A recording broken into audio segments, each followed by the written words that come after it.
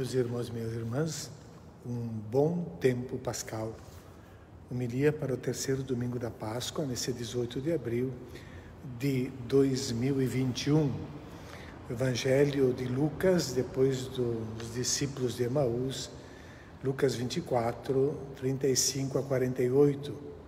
Ficaram todos muito alegres e surpresos por verem Jesus. E Jesus então abriu-lhes a inteligência para entenderem as Escrituras, possibilidade de a vida recomeçar. A ressurreição não é imaginação e é chance para nova vida com o perdão dos pecados. Uma coisa que chama atenção logo desde o início nesse evangelho é o final do relato que diz: e no seu nome serão anunciados a conversão e o perdão dos pecados a todas as nações, começando por Jerusalém. Observemos logo esse detalhe do perdão, começando por Jerusalém, porque essa cidade, por meio da sua elite religiosa e econômica, conseguiram a condenação de Jesus, se uniram aos pagãos para obterem aquela sentença de morte injusta contra Jesus, a pior morte possível naquele tempo. Aquilo que Pedro está denunciando nos Atos dos Apóstolos, a leitura desta missa, que diz o seguinte: vós entregastes e rejeitastes diante de Pilatos, que estava decidido a soltá-lo, e vós pedistes no lugar do justo a libertação de um assassino. Vós agistes por ignorância, assim como os vossos chefes. Arrependei-vos, portanto, e convertei-vos, para que vossos pecados sejam perdoados. O tema do perdão perpassa as três leituras desse terceiro domingo da Páscoa. Como nós lemos em Moisés Maimônides, do século XII, ele escrevia: arrepender-se significa renunciar ao pecado, rejeitá-lo do próprio espírito e das próprias mãos, decidir-se não mais pecar. Deus não pede nada mais ao ser humano a não ser de proclamar sinceramente diante dele: eu sou pecador, eu pequei.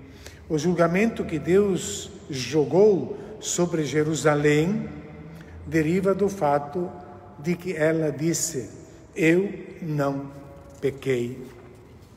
Jesus é ressuscitado, vindo junto aos discípulos nesse evangelho, nos apresenta um novo anúncio de perdão.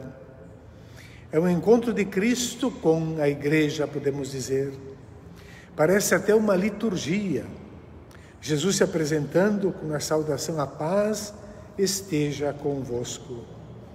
Os discípulos de Emaús, eles no relato retratam a dispersão da comunidade depois da morte de Jesus, porque decepcionados cada um volta para a sua cidade e para o seu trabalho anterior, pois a esperança de libertação tinha fracassado em Jesus. Houve uma desilusão com o projeto e parecia que aquilo que Jesus tinha ensinado e pregado não levava a lugar nenhum, a não ser a condenação e a morte, daí o medo e a dispersão. No entanto, as coisas não foram bem assim. Depois da experiência dos dois discípulos, quando voltaram para a comunidade, terem encontrado Jesus no partir o pão, naquela mesma noite, eles tiveram outra experiência. Eles encontraram então os 11 reunidos com os outros discípulos que confirmaram: realmente o Senhor ressuscitou e apareceu a Simão.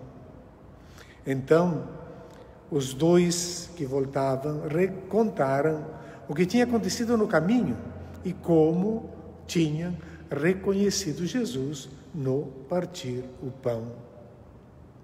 A Eucaristia é o modo de Jesus estar presente.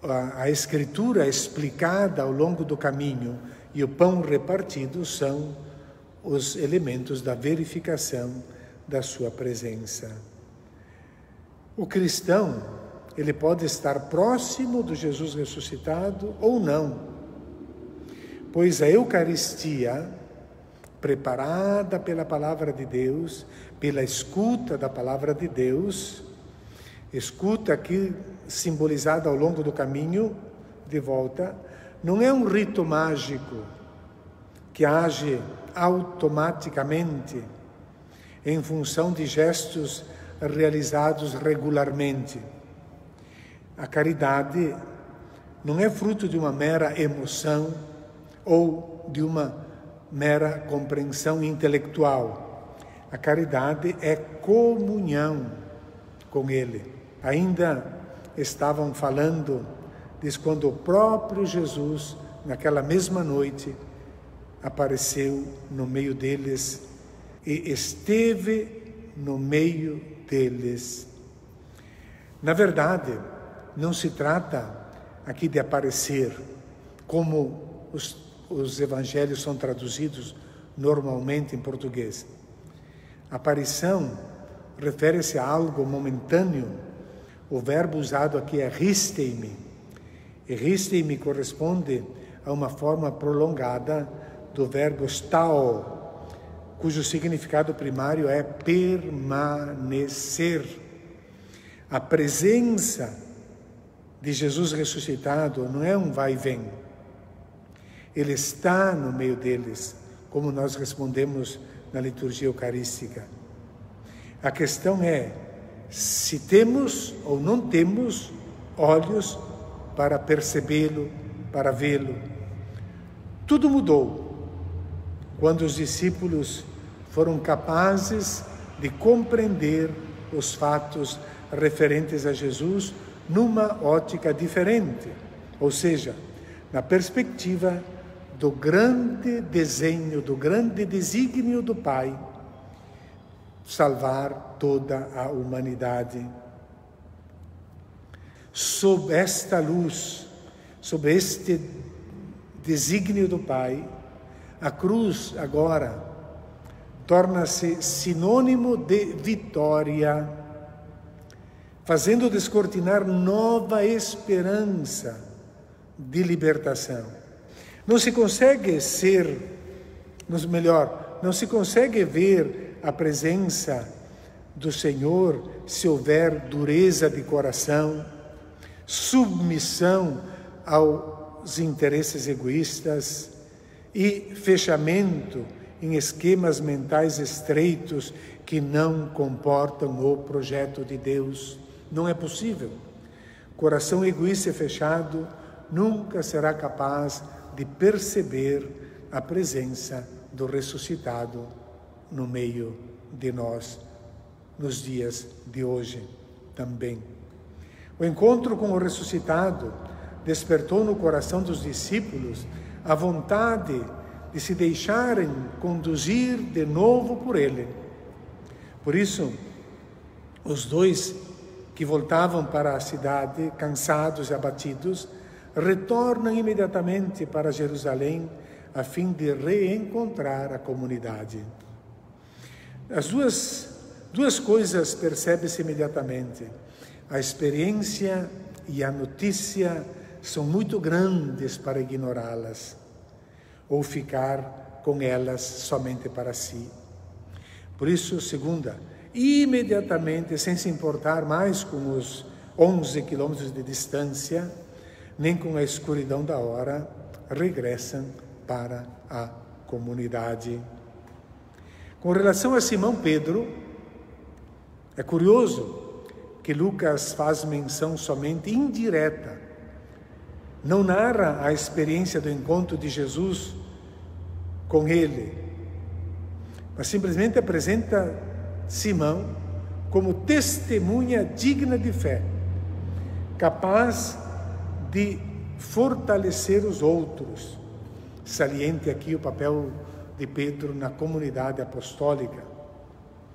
O que equivale a dizer que tanto a Igreja Mãe de Jerusalém, como nós hoje, reconhecemos a presença do Senhor ressuscitado, não diretamente, mas por meio de experiência testemunhada por Pedro. E a fé na ressurreição não é algo secundário, é o fundamento sólido, o alicerce pétreo da fé cristã, o núcleo essencial da pregação. Já naquele primeiro dia da semana, no cerne da comunidade, está a experiência do ressuscitado. Experiência não individual, mas comunitária. O anúncio deste evento, tão problemático no início da narrativa, tão misterioso, agora já é transmitido de uma igreja Emaús para outra igreja Jerusalém, com plena participação e alegria. A igreja dos apóstolos não tem mais dúvidas. O Senhor ressuscitou verdadeiramente e apareceu a Simão. Não é nada menos que o grito de Páscoa, a alegre profissão de fé dos primeiros cristãos. Não pode deixar de ser visto que há uma conexão entre a nossa experiência aqui e aquela de Pedro e dos outros apóstolos com Jesus então. A diferença entre nós e eles é que eles contemplaram e tocaram em sua carne fisicamente. Nós, ao contrário, o contemplamos e tocamos espiritualmente por meio do testemunho da sua palavra e do memorial eucarístico. Devido às objeções e dúvidas que surgiram naturalmente, Lucas insiste na corporeidade do Senhor ressuscitado. Polêmica com o ambiente helenístico, que acreditava na imortalidade da alma, mas não na ressurreição dos corpos. O evangelista está fazendo uma catequese bem preparada para que nós todos saibamos o seguinte. Como conclusão, primeiro, o relato que temos recebeu a forma atual nas comunidades do mundo grego, mas sobre uma base de origem palestinense. O Senhor não é um fantasma, pode-se tocar nele, ele até come. Esse realismo coloca o relato no gênero literário, narração popular de aparição, tão comum no mundo helenístico e na literatura helenística, como vemos também na obra daquele curandeiro Filóstrato, Vida de Apolônio de Tiana. Nesses relatos tem-se em foco o problema da dúvida e incredulidade presentes em todos os evangelhos, a historicidade da experiência dos 11, 1 Coríntios 15 nos lembra, e o realismo do corpo do ressuscitado conforme a mentalidade judaica. Lucas, então, insiste no realismo da ressurreição, um realismo quase irritante. Nosso credo fala na ressurreição da carne. Jesus não é um fantasma, é um corpo, porém espiritualizado, como diz São Paulo, 1 Coríntios 15, que não sofre mais os limites da matéria física. Pode agora estar em qualquer lugar onde se fale dele. Está presente na Eucaristia. Não há mais barreiras espaço-temporais. Não se trata da aparição da alma de Jesus, mas da sua presença real, com o corpo ressuscitado. Vede minhas mãos e meus pés. Serve para mostrar a identidade entre o crucificado e o ressuscitado. O corpo presente é o mesmo que estava ausente no sepulcro, sinal da vitória sobre a morte. Isso serve de antídoto também para nós hoje, contra todo falso espiritualismo docetista, pois o corpo é muito importante. E por isso nós já lemos na primeira carta de João: todo espírito que confessa que Jesus Cristo veio na carne é de Deus. O contrário não acontece. Tocai em mim e vede, disse Jesus. Há um ver e um tocar mais profundos que o ver e o tocar físicos.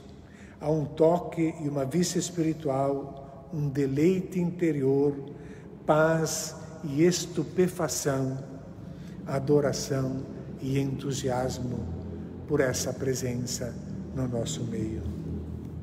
Terceiro, essa fé na ressurreição do corpo nos remete aos cuidados que devemos ter na comunidade cristã com todos, mas em particular com as crianças, com as mulheres, com os idosos maltratados no corpo. Na carne dessas pessoas encontramos o corpo de Cristo. Cristo ferido, desprezado, caluniado, humilhado, flagelado, crucificado. Jesus ensinou-nos o amor. Um amor que, na sua ressurreição, se demonstrou mais forte do que o pecado, mais forte do que a morte. Daí que a saudação de Jesus ressuscitado, ela é muito clara. A paz esteja convosco. Essa saudação, juntamente com a presença do ressuscitado, é motivo de grande alegria, para não deixar dúvidas em ninguém que quer segui-lo agora, perdoado. Jesus diz: tendes alguma coisa para comer? Eles ofereceram-lhe um pouco de peixe assado. Jesus tomou o pão e o peixe, comeu diante deles. Ele é a prova irrefutável de que a prepotência, a violência, a guerra, o materialismo, o desprezo aos pequenos e frágeis, as injustiças, as fraudes, o roubo, não vão ter a última palavra. O Evangelho de hoje nos faz olhar com profundidade e alegria o Senhor ressuscitado, e olhar com profundidade e alegria a história nos dias de hoje, pois Ele continua presente no meio de nós, na nossa história, semeando vida nova e orientando a todos para um mundo novo e melhor. Bom domingo a todos.